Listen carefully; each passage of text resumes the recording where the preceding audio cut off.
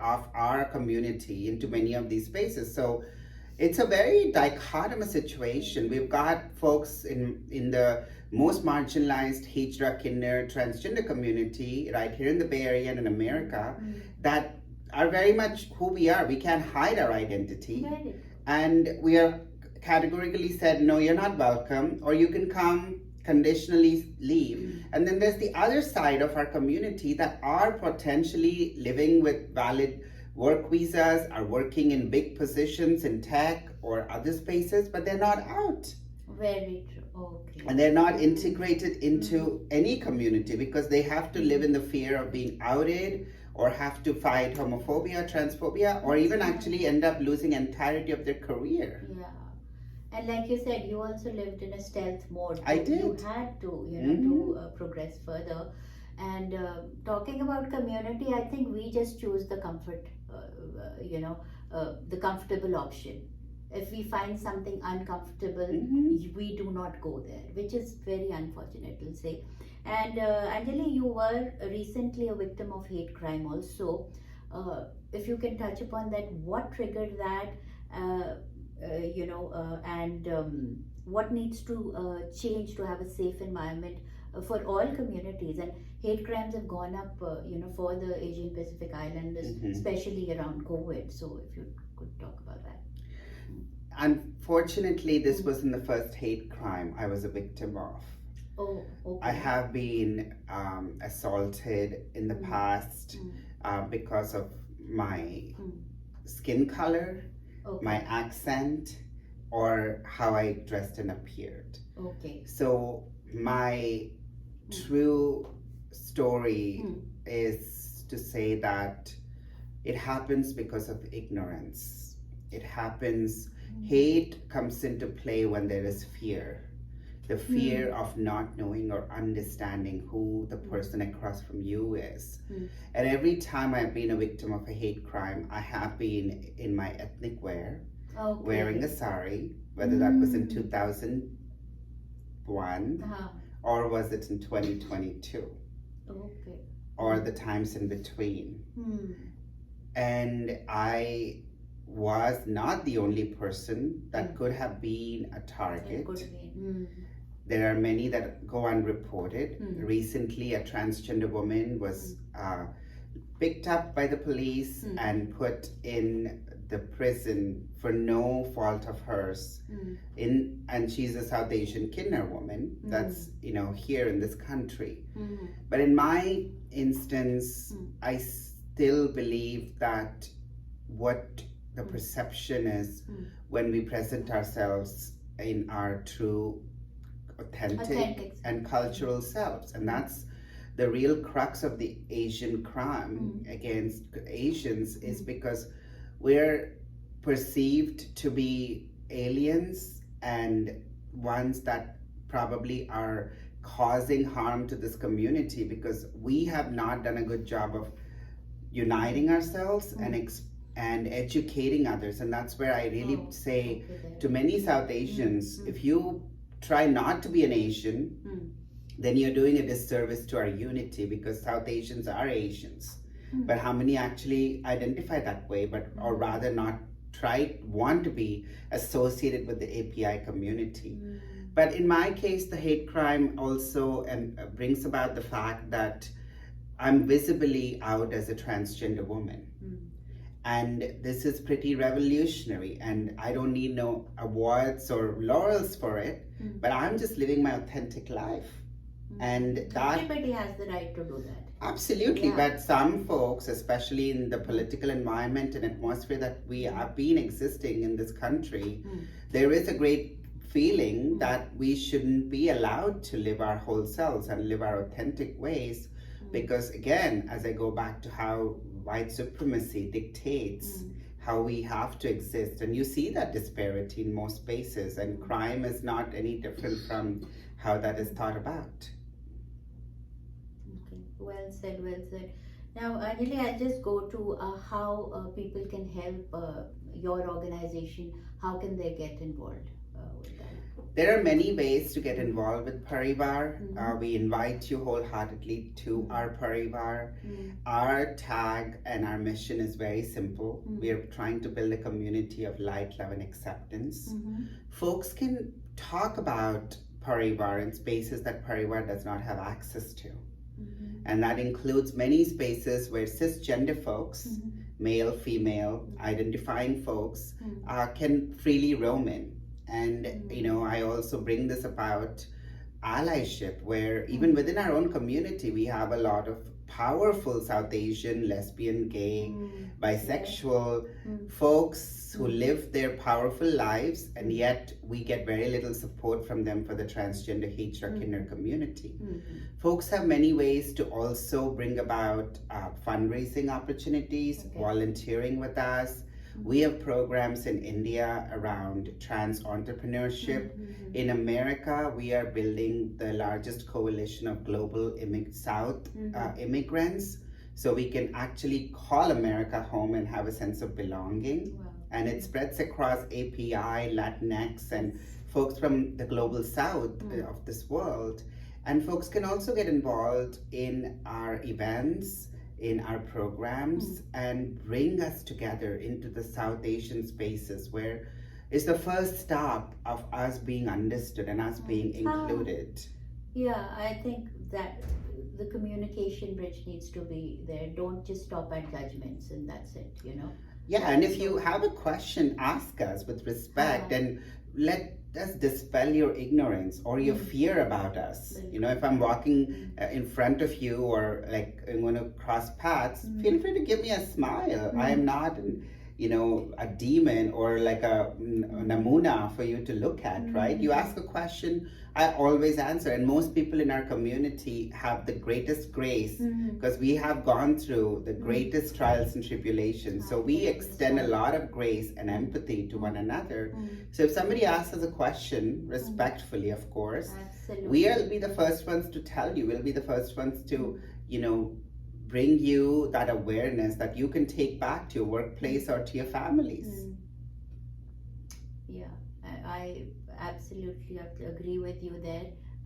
You know, and I went up to the website, and I love that you have, you know, those workshops that you do.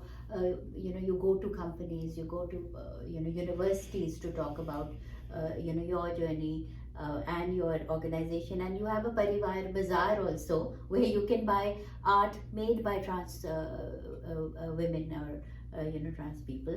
So that is wonderful. And one more thing is that you know, recently it was in the news that Supreme Court of India passed a very impactful law recently, ruling in India that affirmed same-sex couples and other non-traditional families to be entitled to social benefits. That's a huge win for, you know, the LGBTQ community. Absolutely. So in the end, like, where do you think advocacy is needed here in the US, or you know, I think it's a very welcoming, you know, decision to see that we are really recognizing that love is love. And I say this as one of our you know, Parivar leaders is getting married in a few hours today, because the body is just a vessel that we are existing in. And the advocacy really needs to begin with that mindset. You know, it's not always the burden of the queer and the transgender folks who need to fight for our rights. You know, allies like you, who's given a space like this for me and Mom and Parivar today, can actually speak for us. You know, it's not a one-time talk and done. It's an ongoing conversation. Absolutely. And the advocacy really needs to happen in two very, very broad spaces. One is, how can we make sure that we are integrating and assimilating the queer trans folks of color into this country, because we have a double whammy. We're dealing with racism, we're dealing with xenophobia, we're dealing with outright economic distress, because many of us come from really unaccepting households Very true. and have run away from either our homes somewhere else in this country or from our homelands to avoid prosecution. And I think it really starts from understanding that, and then we have to fight transphobia and homophobia on top of that. So advocacy begins with building that awareness that our struggle is very difficult. And it then goes on to making sure that you are centering transgender and women identifying folks, trans men, into spaces where there are such social justice causes that are happening. And I've said this many times, and I say this pretty often: unless we uplift the most marginalized, whether it's the Black trans folks or in our diaspora, the South Asian Kinner Hijra folks, especially those that are immigrants and asylees in this country, in this space, we are not going to be able to get the true equity that we're striving for any social justice cause. An example I'll give you is that there are beautiful South Asian DV prevention organizations that do amazing work. And I can speak from my personal experience of, that there's many instances where a trans person, however they identify, have not been able to access those in the South Asian spaces because the provider is curious and eager to support, but they don't have the training or the understanding of how to support a transgender person who's been a victim of domestic abuse. Where do we put them? Like, what shelter do we take them to? All those aspects, because there's just this element of not knowing. And I think it's that awareness that needs to be part of advocacy. And the second one is actually putting some wheels to this whole movement, where there's deliberate programs, there's deliberate inclusion, and on as simple as making sure that you are not excluding a person of queer or trans identity to be at an event, whether that's your child's birthday party, of course, if they're part of your family circle, to inviting them to be a speaker or have a space for them in these big fundraisers or in these big programs that are rolled out, whether that's for healthcare or employment training or things like that. And finally, I'll say, I think it's again the responsibility of the South Asian diaspora to show the world how inclusive we can be of our own diversity, and make sure that transgender people, Hijra people, queer people are wholeheartedly embraced, just like how our ancestors and the history of our culture has shown before the colonization, because that really will bring about the true strength of the community. Because I will tell you, the transgender, Hijra Kinners and queer folks are some of the hardworking, the most hardworking, the most resilient, and most contributing members of society. Though the perception is that we tend to, work the system or use the system, we are the biggest contributors, whether it's here or in India or any place that we exist in. Whether it comes to, taking care of those that have no other place to go. And that is not just limited to transgender folks, but it's also extending to those that are slum dwellers. And we saw this during the pandemic.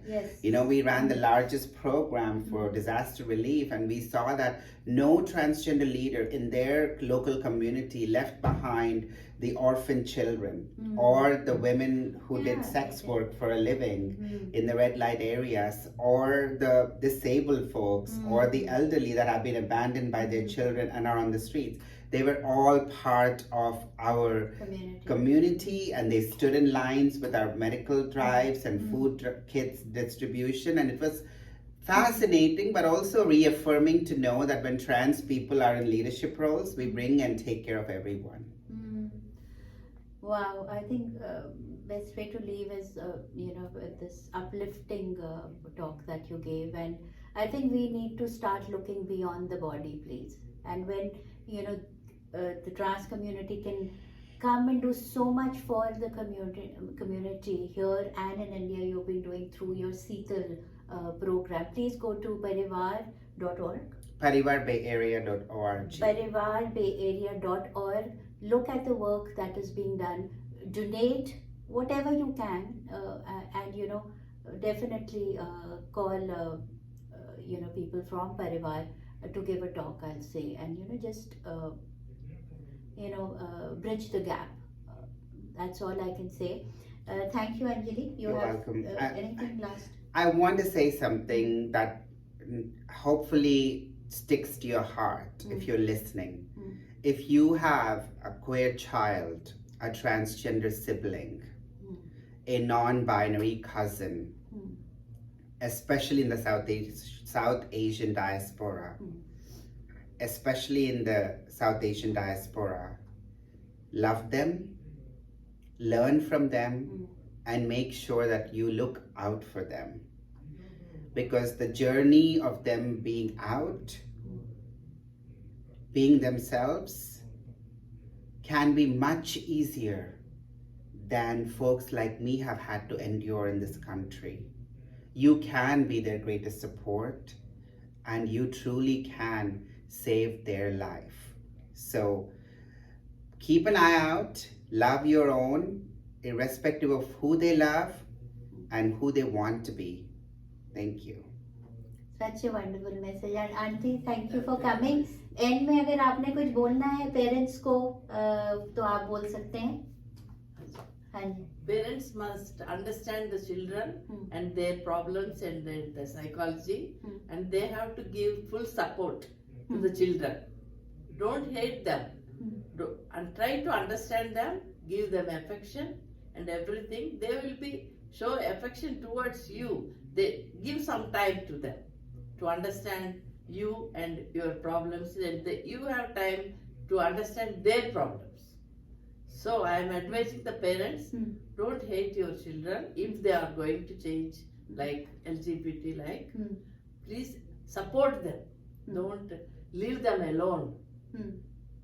That's my advice. बस मैं इसके आगे कुछ नहीं बोल सकती. Listeners, hope you gained some insight from this program. Do contact me off the cuff with Namrita. Follow me on Facebook, and get involved with issues that are close to your heart. That's all I'll say. Take care and goodbye. Thank you, Anjali. Thank you, Auntie, for coming on today. You're welcome. Thank you, Namrita. Thank you. Bye-bye. Bye-bye.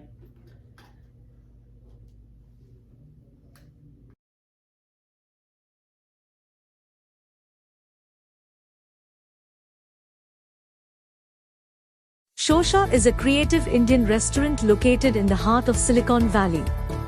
Shosha is a woman-owned business that serves traditional Indian flavors assimilated with molecular gastronomy techniques. The best Indian bar with happy hours in the Bay Area serves handcrafted drinks inspired by flavors from India with modern craft cocktails that are presented in unique ways. Shosha is a modern take on traditional Indian cuisine. We specialize in corporate luncheon, anniversary celebrations, birthday parties, and catering. Do check us out for a memorable modern Indian dining experience. Shosha is located at 141 South Murphy Avenue in Sunnyvale, California.